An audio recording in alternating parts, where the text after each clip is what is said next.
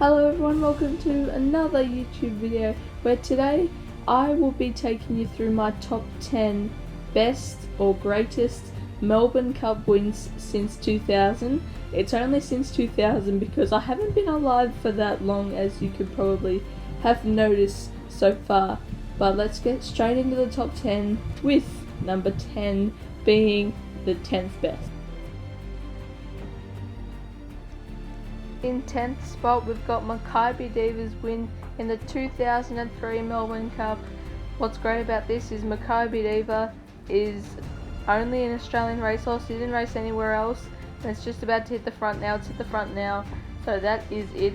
It's won 7 from 12 at Flemington. Lee Friedman trained Glen Boss Road, and of course after this, it went on to win another 2 Melbourne Cups. Ran well on the clock, only carried 51 kilos, which is why it is 10th. In 9th spot, we've got BREW's win in the 2000 Melbourne Cup. This was really good on the clock. It only carried 49 kilos, which is why it's 9th. Only had 7 wins from 44 career starts, which isn't great. Number 24 on this occasion. Michael Moroney trained and Karen McAvoy rode, and here is it finishing. It's after the post.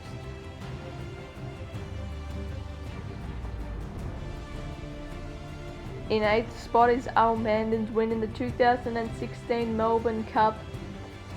This didn't rate as highly as BREW or MAKYBE Diva's win on the clock. It carried 52 kilos, won 7 from 23. It only came for the Melbourne Cup, so of course it was racing overseas. That's why Rob Hickmott was training and Karen McAvoy was riding. This race was really close in the end between ALMANDIN and Heartbreak City. Jal Morera was on Heartbreak City, so I think I tipped ALMANDIN on this day, so I was pretty happy. I'll let you watch the photo.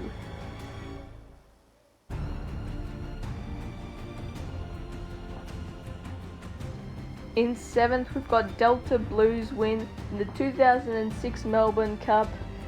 This didn't rate really high on the clock at all, but it carried 56 kilos. It's a big effort to win with 56 kilos. Won 6 from 29 races. It only had 2 races in its Australia career because it was trained by Katsuyoku Sumai and Yusunari Owata. So it came from Japan.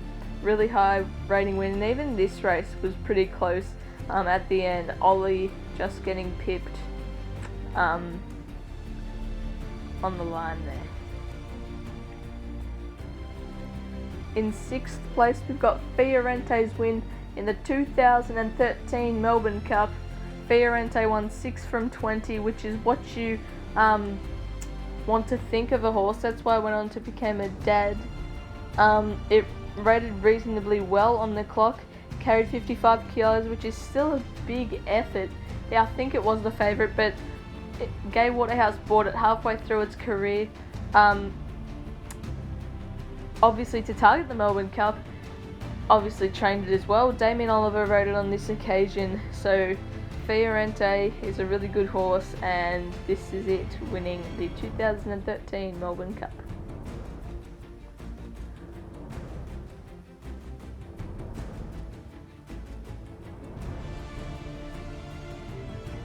In 5th spot, we've got DUNADEN's win in the 2011 Melbourne Cup.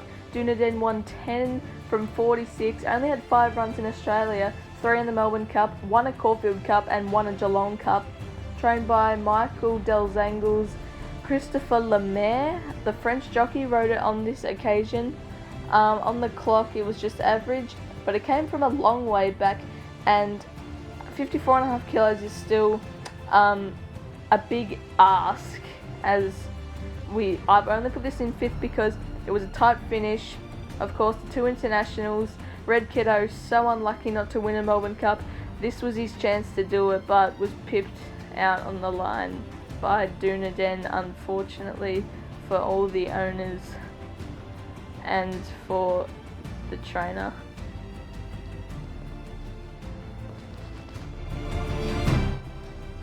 In fourth spot, we've got Protectionist win in the 2014 Melbourne Cup. If I had to choose one, this would be the best win in the Melbourne Cup since 2000. This was an awesome win, rated really high on the clock, had to carry 56.5 kilos and came from 17th at the 800, 11th at the 400. Protectionist was an absolute star and it won by 4 lengths. How good is that? 8 wins from 21 starts. I only had 1 win from 10 starts in Australia, which was this one. It had 7 wins from 11 starts overseas. Andreas Waller trained and the professional jockey, well, not professional, really professional jockey Ryan Moore rode. Protectionist was an amazing horse winning this race, and yeah. In third place, we've got Prince of Penzance's win in the 2015 Melbourne Cup. This race didn't rate really high on the clock at all and only carried 53 kilos, but there was a big story behind it. Of course, the first female jockey winning the Melbourne Cup. Prince of Penzance won 7 from 29 and it only raced in Australia, so obviously it was a really good story as well. Michelle Payne rode this occasion. Darren Weir trained. Michelle Payne rode 24 of its starts out of the 29. So they made a movie about it, so obviously it was a very good win. In second place, we've got Media Puzzle's 2002 Melbourne Cup win. This rated really high on the clock. It was first at the 400 metre mark, carried 52.5 kilos, won 6 from 23, but the main reason behind this was that Jason Oliver, which was Damien Oliver's brother, passed away in the week before the Melbourne Cup. Damien Oliver still chose to ride, and I'm glad he chose to because he won another Melbourne Cup. Great story behind it, and we're happy for him.